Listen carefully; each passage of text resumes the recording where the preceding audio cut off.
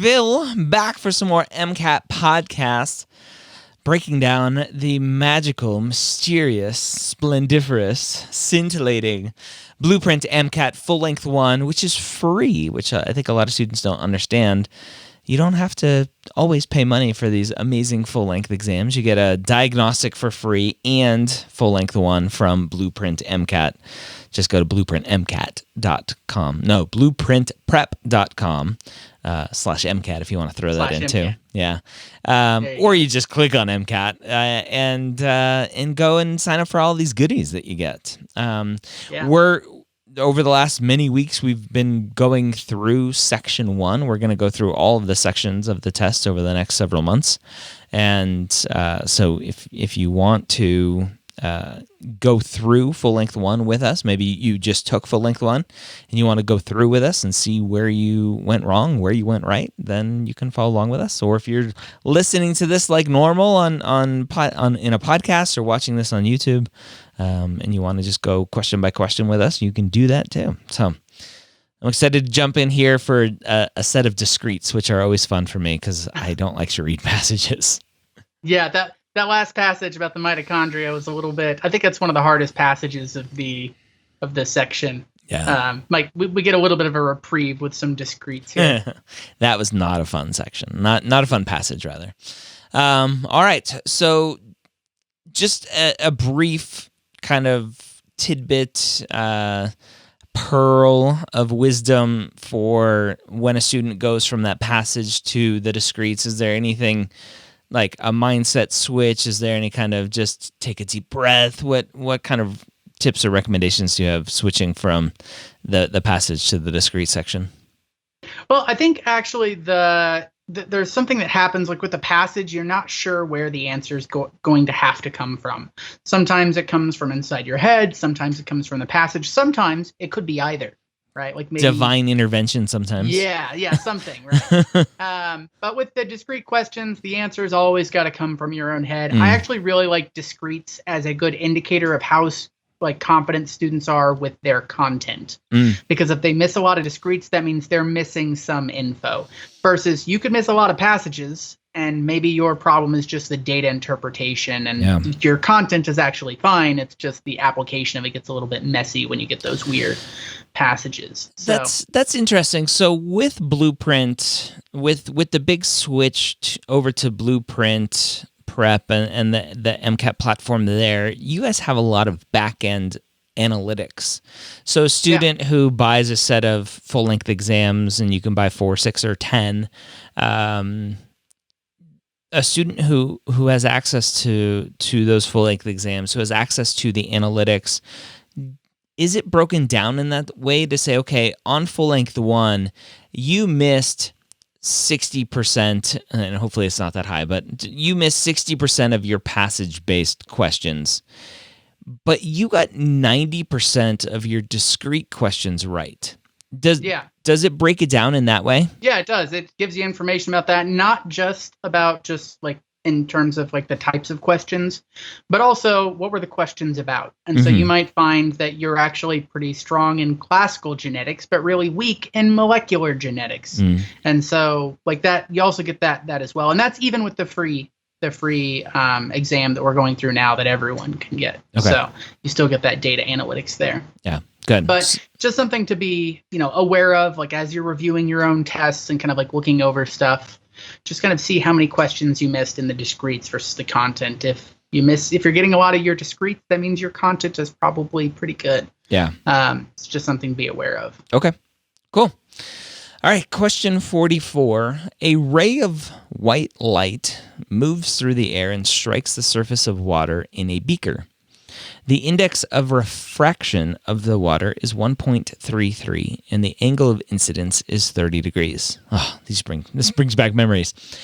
All of the following are true. All right, these are the tricky ones, except Roman numeral 1, the angle of reflection is 30 degrees. Roman numeral 2, the angle of refraction is 30 degrees. 3, or Roman numeral 3, total internal reflection will result depending on the critical angle. So white light moving through the air. Do I need to know the wavelength of white light? That is the first question in my head. Is that important? Index. Yeah, probably not.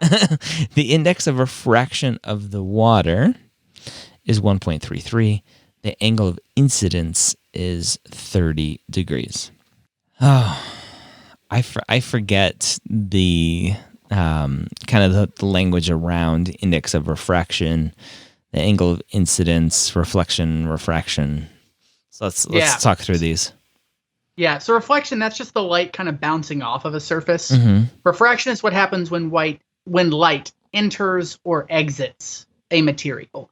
Like going from like a fish, like the light coming off of a fish and then coming out of the water. Yep. And then you can see the fish because the light is hitting your eye. Okay. And so the trick with that is that light bends as it changes substances. Mediums. It actually changes speed. It's one of the coolest experiments in the last 20 years. There was a guy in Germany who was able to stop a photon. It's just me nerding out. Like he had a photon and he got it to freeze in space. He didn't absorb the photon, he stopped it. And then he was able to restart it and it hit something. Wow. So it turns out that whenever light slows down, we always see like speed of light is 3 times 10 to the 8th meters per second. That's the speed light goes in a vacuum. Yep. And that's also the speed limit of the universe. Light can go slower, and that's what leads to this like bending refraction stuff that we have here. And so this is why when you have a straw in your ice water, it looks like the straw is bent. Yeah. The straw isn't bent, but the light is bending. Okay. And so the bending light is refraction. The like mirror stuff is reflection. Yeah. So just with that, right, the mirror stuff, you would assume that the angle of incidence and the reflection should be the same because it's going to be a mirror. The refraction shouldn't be the same because it's going to bend and it's going to be different. So 2, just based on that, potentially, if I'm thinking through that right, 2 is not going to be true. And so we have answer choice A is 1 only, answer choice B is 1 and 3, and then C and D both have answer choice 2 in it, 2 and 3 only, and then 1, 2, and 3. So if my thinking is correct there, 2 is not correct. Although the question is asking, all of the following are true except. Okay. So with that said, I think answer choice 1 is true. Answer choice 2 is not true. Therefore, A can't be right because A, 1 only is true. B, 1 is true, so it can't be right. D, 1 is true, so that can't be right. C is the only one that doesn't have 1, it has 2 and 3 only. So I'm going to go with answer choice C. Good catch. I saw your wheels turning, and you're like, okay, I know 2 is not true, and so I think it's A, B, or D. But then you like look back at the question, you're like, wait a minute. They asked which of these is not true, and 2 is not true, and so 2 has to be in the answer, and 1 has to not be in the answer. Yep. So we didn't even have to look at Roman numeral number 3. Yeah. Like because we knew 1 was true, that means we don't even have to look at Roman numeral 2 either. Like if we know that 1 is true, then C is the right answer. And total internal reflection is if you're in the water, will whatever's under the water come out? Will somebody be able to see what's under the water, correct? Yeah. Will the light be able to escape the water? Yeah. Because when light comes out of water, it's going to bend and be a bigger angle, which is fine most of the time. But there's some angle where the light comes in, and then when it leaves at 90 degrees. Yeah. And so if the light is trying to exit at a bigger angle than that, it can't leave at an angle bigger than 90 degrees, so you can't get refraction in that case. And so it's total internal reflection. Yep. That's the principles behind fiber optic cables, which is how we're speaking through the internet right now. So thank you, total internal reflection. Okay, so there we go. C, tricky one. All right. Yeah. It's worth mentioning that the reason that Roman numeral 3 is not true is it only occurs as light goes from a thing with lower internal or higher internal reflection than to the lower. The index of refraction. That's the word I'm looking for. So it has to go from the higher end to the lower end. in this case, we have light going from air into the water. Mm-hmm. And so it's going from an N of 1 to an N of 1.3. And so because the N is going up, we don't have total internal reflection. Yep. We need it to be going down for that to even be possible. All right, so which of the following correctly describes the orbital hybridization of xenon tetrafluoride and ammonia, respectively? And then we got a bunch of SPs, Ds, and numbers. So sp3d2, sp3, sp2, sp3d2, sp2, kind of a bunch of mixtures here. Yeah. I don't remember any of this stuff. I mean, I know, but I don't know. So the tricky thing with the orbital hybridization is you have to look at not just how many things that central atom is bound to, like the xenon is bound to 4 fluorines, but also how many electron pairs we have. And so the xenon tetrafluoride, that is connected to 4 fluorines, but it's also got 2 lone pairs of electrons. And so that means that xenon is going to have an electron orbital, another electron orbital, and then 4 fluorines coming off of it. And so that's going to be connected to 6 things total. And so when we make our hybrid orbitals, we're going to have to include 6 different orbitals to like Frankenstein together some hybrid orbitals out of that. So just off of that, we know like an S and 3 Ps, that's only going to get me 4 orbitals. I need 6 orbitals. Because the xenon tetrafluoride, once again, has the 2 lone pairs. Yep. So B and C from are that, out. Yeah, we can eliminate B and C. So the other question is what's going on with ammonia. Yeah, with that said, with the xenon. Yeah, Xenon warrior princess. Yes. With the xenon tetrafluoride, looking at a periodic table, can someone determine that, what you just said, having the orbitals and stuff? So I pulled up the periodic table here.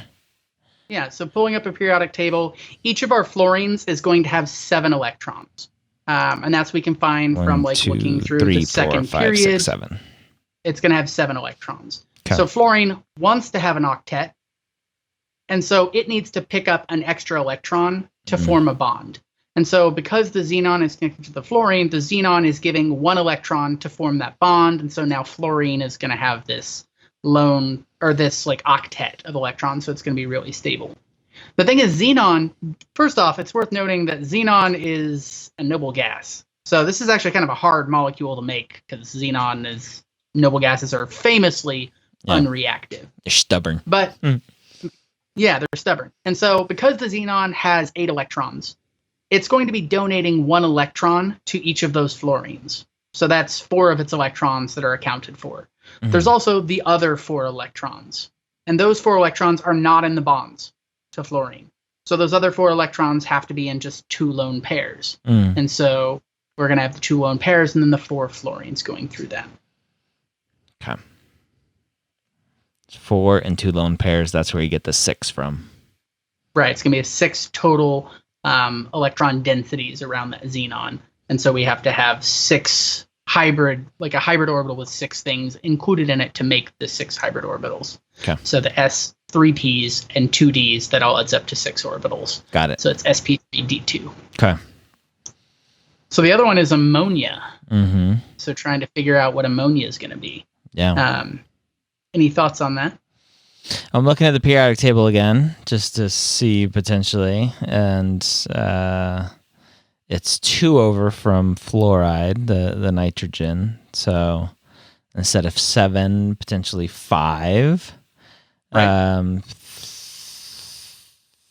The H attaching to 3 of them, maybe, and so I'm left with 2 more. So 3 and 2, I need 4 spots. No. Yeah. So you have the 3 bonds to hydrogen and then the 1 lone pair left over. Yeah. So that would leave me with A, because D only has 3 spots. Right. Yeah. So sp2, that would be what we got if the nitrogen didn't have a lone pair of electrons, but it does, so it's going to be sp3. Wow. Okay. Yeah. That's one of those things that's like Gen Chem 101. And so as students get like really into it, they're like dealing with, like really complex things like organic chemistry and like the electrochemistry of like batteries and all of this stuff. Sometimes it's important to remember like, oh yeah, I gotta look back at like just like what are orbitals shaped like and like how many electrons and like xenon has and adding all that stuff. Yep. Wow. All right. Yeah. Periodic table for the win. All right, question 46. The transcription factor AP1 is a heterodimer consisting of C-jun and c-fos. C-jun and c-fos are soluble proteins that can be localized to either the cytosol or nucleus of a cell. C-jun and c-fos dimerize through a leucine zipper motif. Yes, that's one of my favorite motifs. In a leucine zipper motif, every 7 amino acid residues or 2 full turns of an alpha helix are leucine resides. Leucine and other amino acids on one face of the helix come together to form an opposite alpha helix that has a similar arrangement of leucine and other amino acids. Which solvent would be least favorable for c-fos c-jun dimerization? Holy moly. Which solvent would be least favorable for c-fos c-jun dimerization? So it tells me in this super long question that the dimerization occurs through this motif, and this motif is yeah. Wow. We have this like leucine zipper motif, which is once again pointing to the importance of amino acids. Amino acids, yes. So leucine, the symbol for that is L, just for fun, throwing that in there, is a hydrophobic amino acid. And so hydrophobic hydrophobic stuff in general doesn't want to be by water. Yeah. So the C-jun and the c-fos, these two individual peptides, are going to orient in a way where they have these like big long chains of leucines that don't want to be by water. They will come together and put those leucines next to each other to keep this hydrophobic stuff hidden away from the whatever the hydrophilic environment is. So it's a way to kind of sequester this hydrophobic area away from the solvent. This is actually what helps us fold a lot of the proteins in our body.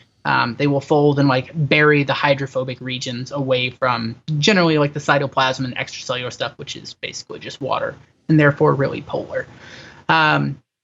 So we have all of this stuff about this leucine zipper motif, these leucines that are hydrophobic and they want to be kind of away from each other. And so they're going to have this like zipper motif where these hydrophobic regions just kind of stack up on top of each other in the middle of this dimer protein. And so we want to know which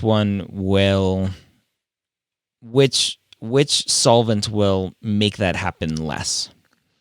Right. And so if it's hydrophobic, then a water-based anything would make it happen because it's trying to hide and have that happen. So water wouldn't be right. Hexane, potentially. Ethanol, I think, still has some water in it. Maybe. Phosphate buffered saline. Saline is water. So C and D are very similar. Like phosphate buffered saline, that's water with stuff. So the question is, which one has the least amount of water potentially, or the least amount of like polar hydrophilic air. Yeah, hexane or ethanol. I think ethanol would be the wrong answer, so I would go with A potentially. Yeah, so the ethanol has like an OH group on it, which is a lot like water, and so it's going to be a pretty polar molecule as well. And so ethanol, water, saline, they're all going to be polar molecules. Hexane is just a pile of carbons and hydrogens. It's non-polar. So normally these leucines are trying to get away from the solvent because the solvent is polar. If the solvent is non-polar, then the leucines want to be on the outside instead of like sequestered and hidden away. COVID is over. We can come out. Right. Yeah, exactly. And so that's funny. Sequestering. That's immediately where my mind goes. It's like, I'm trapped at home. It's kind of an interesting thing because, to be honest, like you could probably skip the first 80% of that question. The last bit of like just like which solvent is least favorable for this. If the MCAT ever asks you about solvents, look at the solvents. There's going to be an odd one out. 3 of those are polar. One of them's non-polar. It's the non-polar one.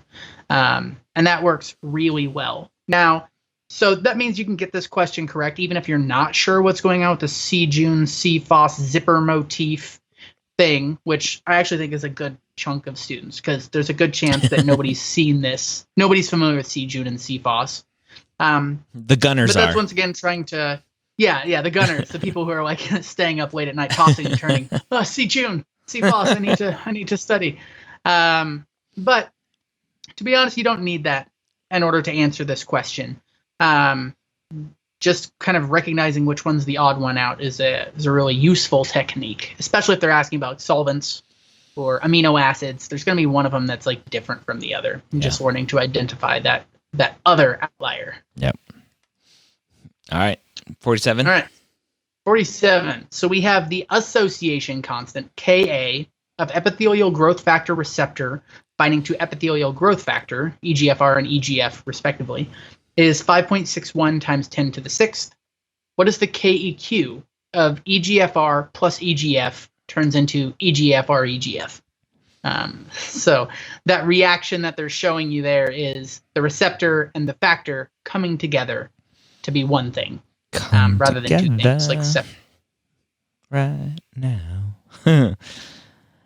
Over me. All right, and we talked a week or two ago, I forget, about KEQ. Greater than 1, more products than reactants. Less than 1, more reactants than products. Basically saying how easy is this reaction to happen? Yeah, kind of a general statement for that, I'm guessing.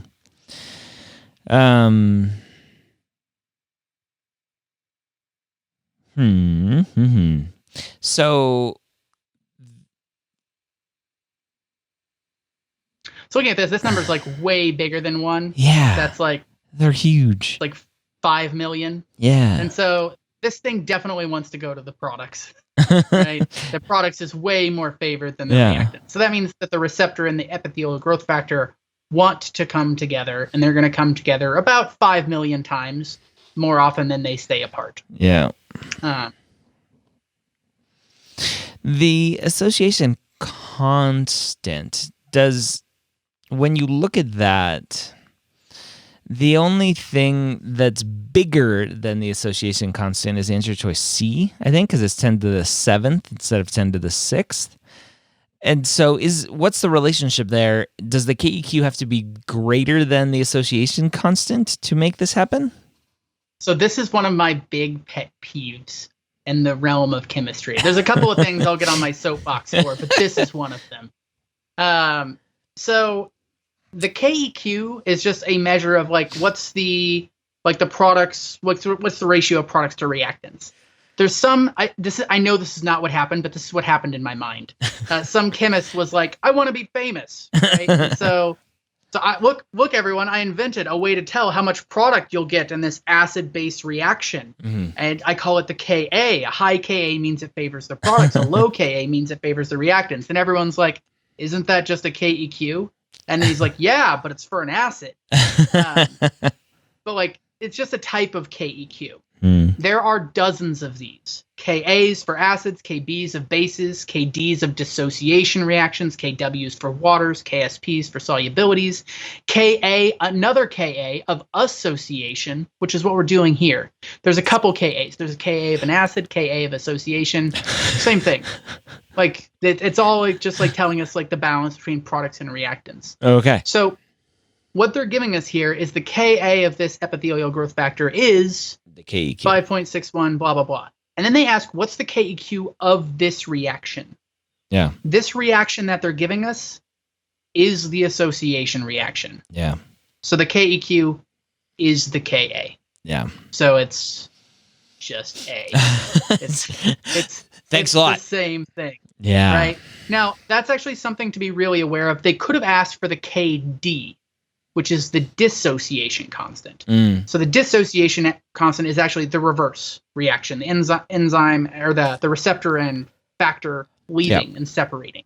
And so if they ask for the KD here, which the MCAT very easily could ask, you just have to flip it because our they give us the Ka of the forward, the Kd. So if the reaction was flipped, that's just going to be 1 over the Ka. So they're just inverses of each other. Because if something really wants to associate, that means it doesn't want to dissociate. So a really high Ka means that reaction wants to associate. The dissociation reaction is really unfavored. So we would have a really low Kd. So that would be 1 over 5 million. So the dissociation reaction is really unfavored. Okay. Just a side note, looking at this question, they don't give you a lot to go off of. They give you one number in the question. Not a lot of math to work with. Yeah, like if they gave you like a couple of other numbers that you could like multiply or divide or add or subtract, then all of a sudden I'm thinking like, oh, there might be some kind of a more complex calculation. Yeah. But they don't give us any of that. So that just is like a little bit of a side note that maybe this is actually a lot simpler than it looks. Yeah. Because they didn't give me anything that I can do with calculations or anything to kind of relate to that. So the answer is just the same number that they told me a second ago. So the answer is A. I like it. Yeah. Testing that conceptual understanding.